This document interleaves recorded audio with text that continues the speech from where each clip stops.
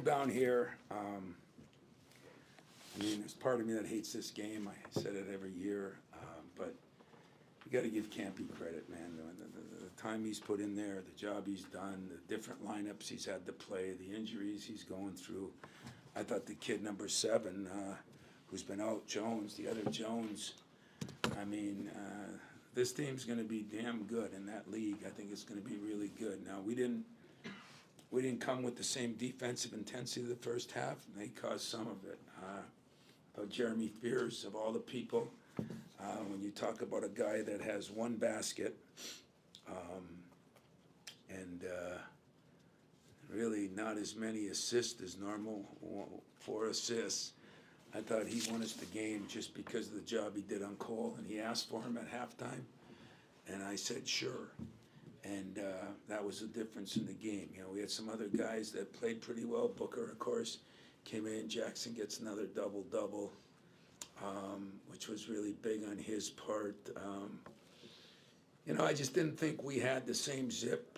Jaden made some great shots early, and then we started shooting from NBA range because we're in an NBA arena. And I thought Saudi Washington said it best, you know, and you all know what a heat check is, right? When you make a couple shots, but usually when you make 5, 6 shots, then come down and fire one. We did that in 2 shots. And so there were some things that we got to get better at. Some coverages, and give them credit, boy, they sprint off those screens. And we had some coverages to chase it, and we didn't chase it, and we got stung. So it was a good learning lesson. I can't thank our crowd enough, you know, and hopefully Oakland's crowd too, but the number of people from Michigan State that showed up, that's why I play it, so people that never see us can see us, and a lot of times those people don't get to get into Breslin, and I greatly appreciated the way they were. So that second half, we did a better job getting the ball inside, having a little more patience, and maybe warm them down a little bit, but I was impressed by how they played against us. You know, they shot it well. They got rebounds the first half. They went after the ball. They knocked balls loose. I think the mark of a really good team is when that team who gets all the loose balls at halftime. You know, we didn't have a pretty halftime because they were outplaying us in that area, and that was disappointing. Other than that, I thought we bounced back and played pretty well. So, questions?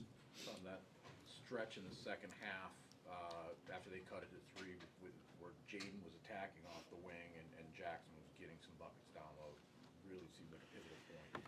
Yeah, we finally took the ball to the hoop a little bit. Then we got some rebounds because they had to stretch their bigs, and I just felt like, you know, we got to get more rebounding out of our wing guards, you know, and that if we get some rebounding out of them, and then they can attack on the other end, then they can do 2 things. I don't like one-dimensional players. I thought we got one-dimensional for a while. Tell me, you guys have really excelled in transition. I think 0 fast break points in the first half before getting a few late. I mean, I guess what were they doing, and how much does that change how you operate when you can't get out and run? Well, when they're hitting 6 threes from long range, it's not as easy to run. And then I thought Kampe, he wore that sweater out yelling to get back. You know, I think he knows he's not dumb. He knows what's our strength, and that was it. And yet I didn't know their strength. You know, it hurt that they were missing number 12. You could say his name. I'd struggle a little bit with that, so I'll just say number 12. But I thought Isaiah Jones really came in and played well. You know, he's been hurt the whole year. I don't think he's hit a 3 all year, and he not only hit 3s, but he gets in shape again, and I think that makes him a lot better. Plus, I like the other Jones, too, the little point guard. He came in and did some good things. So between the 2 of those, and when they get the other kid back now in their league, I mean, our size got them a little bit. I think they're going to be a damn good team, and, you know, let's put pressure on Camp to make another run like last year's run. On that first half, the sloppiness, do you think that's just a product of not playing for 10 days, or is it something more? God, I'd like to say that, you know. Then how do do I say that? Because they didn't play for 10 days either. So that blows that thing all to hell, doesn't it? Yeah, they didn't play for 10, we didn't play for 10. I mean, listen, we talk about it all the time. I got 3 members of my staff from Oakland. That's how much respect I have for Kampe. You know, John Borovich was there for a couple of years. Of course, you know, a player that played pretty well for him over this stretch of the duration of his time here, and Saudi was here 10 years. So, you know, I do have great respect for them, but at the same time, those guys all reminded our guys that this is 4th of July, Christmas, and the Super Bowl. And it should be, you know. I mean, I was at Northern Michigan and we played Michigan Tech. It was the 4th of July, Christmas, and the Super Bowl, you know. So I understand what big games are like, especially when you're at different levels. And you know, he's not going to be happy because there were some things, that chances they had, and they squandered some opportunities. But I think now he takes off for Cleveland State, and that'll be a big game for him. So, yeah, the 10 days, we practiced good. We had finals. They had finals. No excuse for effort-related things, and I thought that's the first half. I don't think you see that much this year, and I saw it, and so that'll be addressed tomorrow, I promise. Same here with career high scoring for him, and I think 4 straight games in double figures. How much have you seen him change? Is kind of his aggressive approach in doing more than just sitting there shooting threes? Yeah, you got 4 offensive rebounds. That's got to be a career high, and I'm happy for Xavier. I mean, trust me when I say this. Long ways to go for our team. Long ways to go for Xavier. He is making progress, and he's trusted the system, the progress, you know, and he's practiced a lot better. And I don't know why, but since Maui, in the tournament even, he's practiced better, and he's becoming pretty efficient. He's becoming better defensively. He blocked a couple shots. That would be a big addition to our staff, you know, to our team. So hats off the book. I mean, when you look at those numbers, I mean, I don't know, somebody, I guess it's Clark Kellogg, you know, you go 5 for 9, 3 for 5, 5 for 6, 6 rebounds, 18 points, 1 assist, 1 turnover. That's a stat stuffer, I guess Clark calls it, and that was really good on Book's part, and I'm happy for Book. So Paula's stat stuffing and stuffs. I mean, it's 6 blocks, but there were some things that, like he set up Booker for that 1-3. I mean, Yeah. I guess what is the difference that he has given you guys in the post with his size and just versatility and some things? Yeah, I think that's well said. You know, size and versatility. He's got both. You know, he's got good size. He's pretty active. He's got some moves in there. He missed a couple that I thought, you know, we didn't think they had rim protectors. They have bulk, and you know, I felt like we were shooting balls like they had rim protectors, and that was the only negative there. But if he had made a couple of those that were point blank shots, you know, he has 10 and 8 rebounds. And if we're getting like right now, we're getting 19 points out of the center spot, 18 rebounds. Shot 8 for 15, you know, I mean, those stats are very good, and I think his size helps, his intelligence helps. He's tough and unselfish, so that was good. Tom, normally when a team is obsessed with your break, they send everybody back. And first half, no fast break points, but they still had 9 offensive rebounds. Yeah. Surprising. I thought Camp did a really good job. It reminded me of some things Purdue used to do in the back. You know, they attacked our rebounder too. You know, I mean, they went after it, and then they said if we get a rebound, they're going to attack it. They sent some guys back, and that's kind of what happens. That was the old Michigan State way. You know, our wings were not in there rebounding; they were sneaking out. And when we did get a couple of semi-clean rebounds, we turned the ball over. I mean, what did we have? 8 turnovers the first half. Some of them were on that. So that'll be a good, you know, I said throughout the year, whether it be Sanford and the way they played, This is a very, very, very good defensive team. That zone is very, very difficult to go against. You have trouble, we have a great scout team and trouble getting them. We actually put 6 guys out there during the week because you couldn't simulate what they do. They play hard. I keep telling them not to give that zone so much credit because he don't even know what the hell they're doing, but he must because they fly around. I thought we exploited the baseline a little bit the second half, got it to the deep wings, and we got it in on the blocks, and that was a big difference in the game. But that's still, you're right. Normally, those would be fast break buckets for us. So give him credit. They attacked the rebounder, took away the outlets a little bit. Second half maybe wore down a little bit. I don't know. Tom, you started saying, I hate playing this game. I do. Tell us why, expound on that. Well, when it was 31-30, no fun at halftime. I'd rather have some fun when I play a game, and especially when the crowd was so great. The crowd was awesome. I just loved it. But when I say he's my friend, I mean, you had to open your mouth. It was you, Jen, that said we have, I don't know, 2 million games together, and telling our age on TV, and next time you want an interview special like that, call somebody else. Okay, I don't need that abuse, but all kidding aside, you were right, and he's a friend, but he's a respected friend. I like the way he does it. I like the way he's done it. He keeps getting different guys, and he plugs them into his system. But he always has a couple of things he's got that zone that's hard, and he's got some guys that can fill it up. Now, I told my team, we shot the ball so poorly that Kampe was one guy I called. I called the coach at UCLA because they were shooting it terrible. I tried to find a couple guys around the country that were shooting in the low 20s or teens from the 3 after 7-8 games.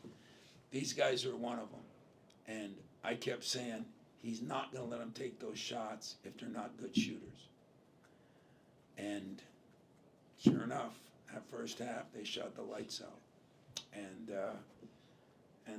that's what you're getting from Greg Kampe. He's going to have a couple guys that can really shoot it. He's going to play that screwed up, whacked out zone that nobody in the country plays. Nobody. So it's going to help us. My staff said it, any zone is hard to go against because not many people play zone anymore.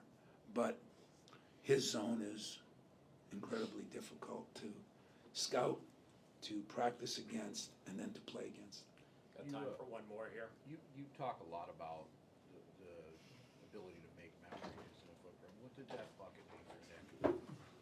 What did it mean? Sit down, Camp. You bought the ugliest sweaters I've ever seen, and for the first time in your life, you paid for them, so I'm really happy about Yeah, and the that. hard part was I didn't want to embarrass him, so I had to buy 2.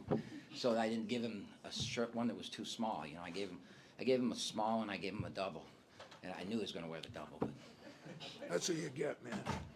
What was the question? You can help me answer this. The seeing Nick get that and hearing. Yeah, I was mad at Nick, when he. so was I. Yeah.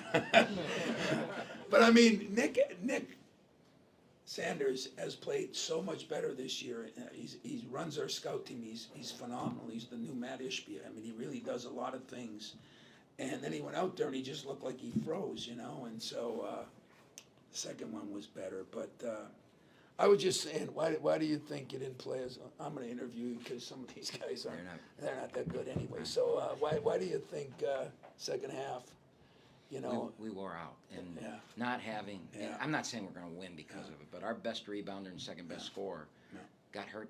I know the Lions are struggling right now, but my God, how do you get hurt in warm up, right? He comes up to me 2 minutes before the game. He says, my kid, I don't even know his name. I just say Baru, number I don't 12. know it either. Okay. Nava something. Nava something. He said he's hurt. I said, what do you mean he's hurt? He ain't gonna play. I said, what are you talking about? Sure enough. And I thought they were going to, because we put him in as a starter, I thought they were going to make him a starter, and then I'd have to call and waste a timeout. Not that I ever use timeouts, but I was going to have to waste a timeout to get him in. And I told him, no, make sure they don't do that. They, So he took getting care a T on that. But I think that what happened is we wore down on the glass. You know, you volleyballed it around the last. Once you got up 8 or 9, you got some good calls there early in the second half and got a lot of free throws. And then once you got up 8 or 9, we just ran because I couldn't substitute the normal pattern. And it's a hard thing when you can't game plan for it. You know, when a kid gets hurt in warm up. Yeah. And so I probably didn't do a great job of subbing, but you know, I think that's really what happened. I don't think I'm not saying we would have won, but I think it would have been a. Well, you were down 1, you were up in the first half, so you can say it, I'm I think not it's a insulted. single-digit game if he plays. Yeah. I do. I think it's a 7-8 point game, and you know. Yeah, and your, But I don't think your you guards would finally, you know, we talked to you last week and those guards started hitting some shots and then they wore down. Jeremy did a pretty good job on the Yes, second and half. you know. really. We didn't turn the ball over in the first half, and in the second half he created 7 turnovers. So that was all your guard play. And then the other thing that I think was really huge was.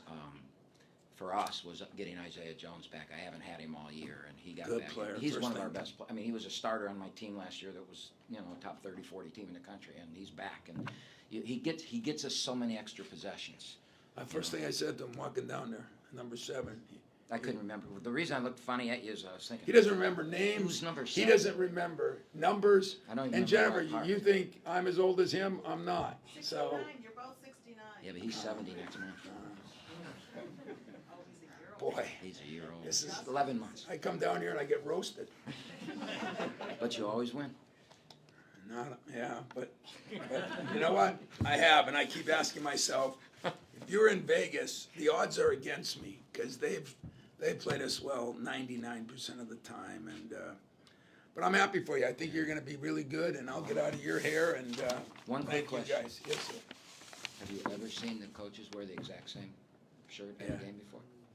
It's the first. It's the first right here at Little Caesars. Me and Camp, boy, brothers for Hey, life. and they think we're old, right? They think that Yeah. we can't relate We're to these hip. young We should have kids, come right? out with some real music playing and everything, huh? You got glasses? Hell yeah, I got glass. I'm supposed to, but I don't wear them. No. You got Coke bottles that they put into that. Only Hey, time I've seen thanks. the coaches I'll wear talk the to you. same was in All prison. right. See you Great win. guys. Great win. What? The only time I've seen the coaches wear the same was in prison. They had them on Well, one thing we've both done, we both coached Camp Arafat in Kuwait, so we've done that. We all wore the same thing there too. So, welcome to the party, DQ. So, Coach. This, that stretch in the second half where Akins and Kohler kind of started to get loose. Well, what happened? Your defense had been rock solid up to that point. They scored in 2 ways. They scored transition because we started to panic a little bit when it got to 8. We took some bad shots, and we missed some easy shots. My big kid, I mean, in our league, he's not going to see 6'10" run in every game, another 6'10", another 6'10", and be able to block his shot. They had, I don't know, 10 block shots, 12 or something like that. And that affected us. It really did. But we expected that. But, like, he missed a wide-open layup, and they scored in transition. Then he scored on a layup and fell down, and they've scored in transition. And the we wore out. And there's just, you know, and from my standpoint, I believe it's because we were down a player. And, you know, like the Lions, man, they got to find a way to win. You got to find a way to win, and we didn't. And, I mean, they're 15th in the country or whatever they are, and we're not. And so eventually the talent it took over. I'd like to, you know, we're going to play somebody like them if we get to the NCAA tournament, and I think we can win. I really do. And we thought we could last year, and we did. And I think we can. I think by March, we're going to be really good again. And one of the reasons is this kid here can really shoot it, and we're starting to find our rhythm shooting. And, you know, Bob Huggins says you don't want to shoot well early in the year because you want to learn how to win when you can't shoot. And then when you can shoot, now you know how to win every way.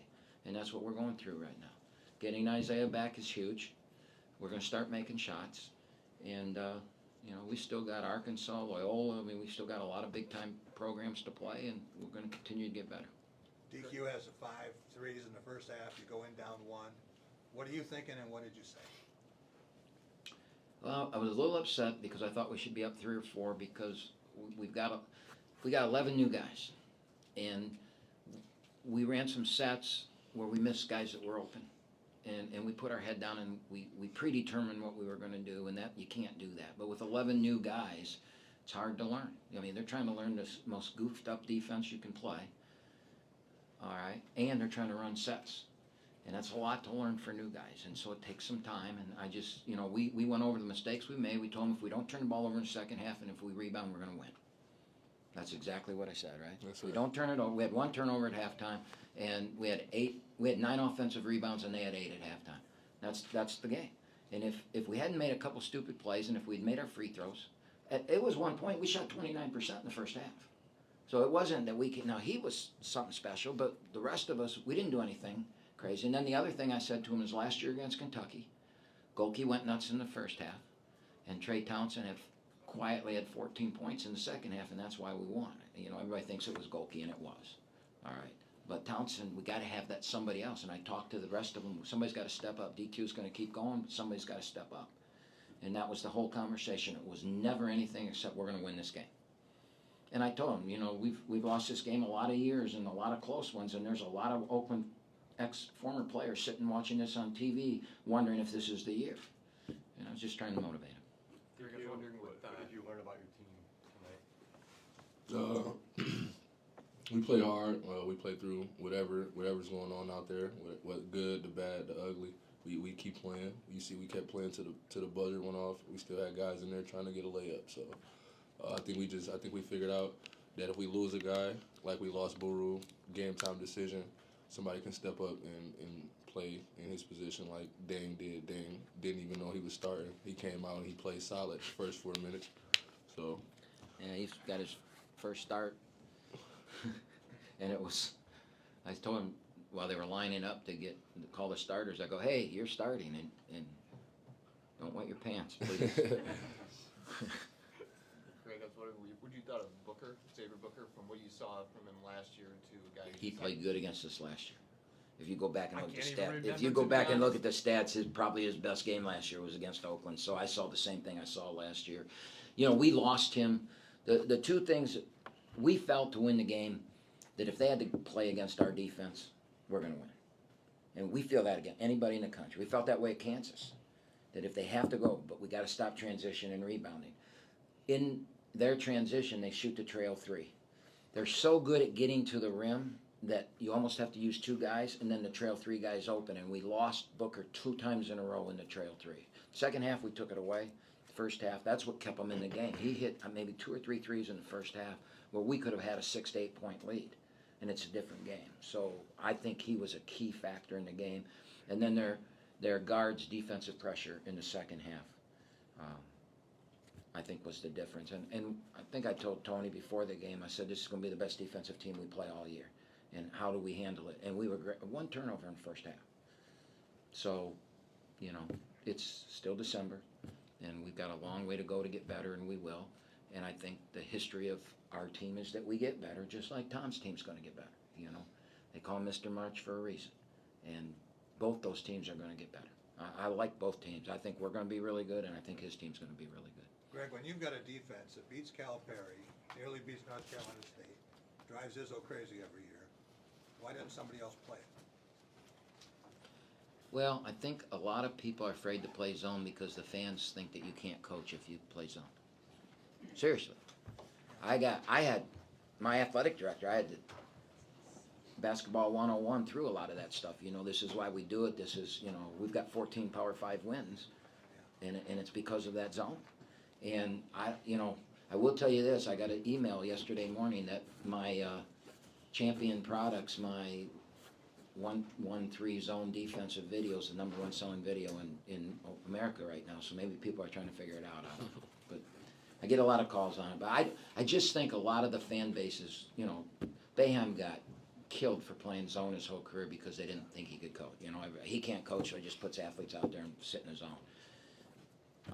Our zone is weird. I mean, it's weird, and it's taken years to develop. I mean, his first week of practice, he was looking at me like, what the hell am I doing, right? Yeah, definitely. But he's figured it out. Yeah. So, it's a good question, man. I don't really know. 6'9", being the tallest player